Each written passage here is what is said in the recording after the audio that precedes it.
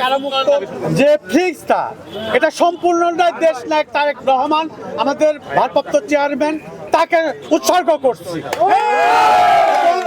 এই মামলার পরিচালনা যারা ব্যারিস্টার কায়সার কামাল সহ যারা পরিচালনা করেছে তাদেরকে ঈশ্বরের পক্ষ থেকে বিপ্লবী সালাম এবং শুভেচ্ছা জানাচ্ছি।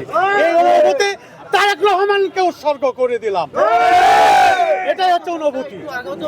কারণ আমরা বিরক্ত হয়েছি, তারেক রহমান এখনো বাংলাদেশে আসতে পারে নাই। এই কষ্ট আমাদের সবার, এই লালন করছি, এই ধারণ করছি, তাকে আমরা বাংলাদেশে যেদিন আনতে পারবো সেই দিনই মুক্ত হব। এটা তো আপনার সবাই মিডিয়া অবগত যে মামলাটা টোটালি একটা ভুয়া মামলা। তৎকালীন আওয়ামী লীগের অভ্যন্তরীণ গ্রুপিং এর এই গন্ডগোল, সেটাকে আমরা সাপোর্টাজ হয়ে গেছি। যে কারণেই হোক মামলা হয়েছে, পরবর্তী আওয়ামী লীগ ক্ষমতায় আসছে, তারা এই মামলাকে সিআইডিতে নিয়ে যায়। ঈশ্বরদীতে একটা অন্য মামলার জিডি ছিল, যেটা সকালে একটা অপ্রীতিকর ঘটনা ঘটল। সেই জিডি পরিপ্রেক্ষিতে উদ্দেশ্য প্রণোদিতভাবে আমাদের 52 জনকে আসামি করে এই মামলা দিয়েছে।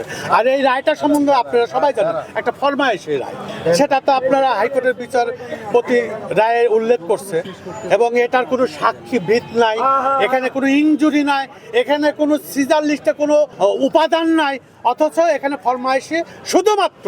কারণ আপনি একটা জিনিস জানেন, পাবনা জেলার ঈশ্বরদী থানাটা বিএনপির একটা সাংগঠনিক ভিত এবং ঘাঁটি, যে কারণে ঈশ্বরদীর বিগত যত এই স্বৈরাচার বিরুদ্ধে আন্দোলন হয়েছে আপনারা দেখতে পাইছেন যে ঈশ্বরদীতে ব্যাপক আন্দোলন হয়েছে, এবং এই নেতা কর্মীদেরকে উদ্দেশ্য প্রণোদিতভাবে এই সাজা দেওয়া হচ্ছে যেন আগামী দিনে পাবনা জেলায় মাফিয়া সরকারের বিরুদ্ধে যেন কেউ আন্দোলন খাড়া করতে না পারে। সেই প্রচেষ্টারই ফল ছিল এই আমাদের বিরুদ্ধে। এটা অবশ্যই দুঃখজনক, কারণ আপনারা আমাদের সহযোদ্ধা। এখানে একটা ভুল বোঝাবুঝি হয়েছে, অবশ্যই আমি অনুতপ্ত এবং আমি ক্ষমা চাচ্ছি। আমি অবশ্যই আমার সেই ভাই সাংবাদিক ভাইকে দেখতে যাবো আমরা সবাই। শেখ হাসিনা কাকে বন্ধ করে রেখেছিল? মানুষের হৃৎপিণ্ড, মানুষের হাট, এই হাট ছাড়া মানুষ চলতে পারে না। আজ ঈশ্বরদীর মানুষ তা প্রমাণ করেছে। এই হাট আবার ঈশ্বরদী সচল হয়েছে। বিএনপির ভারপ্রাপ্ত চেয়ারম্যান জনাব তারেক রহমান, ওনার কাছে আমরা চিরকৃতজ্ঞ ঈশ্বরদীবাসী। তারা আমাদের হাট, আমাদের হৃৎপিণ্ডকে আমাদের মাঝে এনে দিয়েছে। সেই চিন্তা থেকে বের করে আমরা তার প্রতি চিরকৃতজ্ঞ।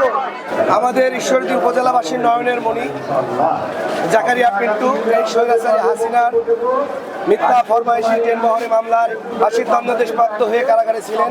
আজকে তিনি আমাদের কাছে ফিরে এসেছেন, যার পরিপ্রেক্ষিতে আমরা দেখতে পাচ্ছি ঈশ্বরদীতে আজকে বাদ ভাঙা আনন্দ। পাবনা থেকে ঈশ্বরদী পর্যন্ত আপনারা আসতে গিয়ে খেয়াল করে দেখেছেন রাস্তার দুই ধারে হাজার হাজার মানুষ হাত নেড়ে আমাদের প্রিয় নেতাকে অভ্যর্থনা জানিয়েছে।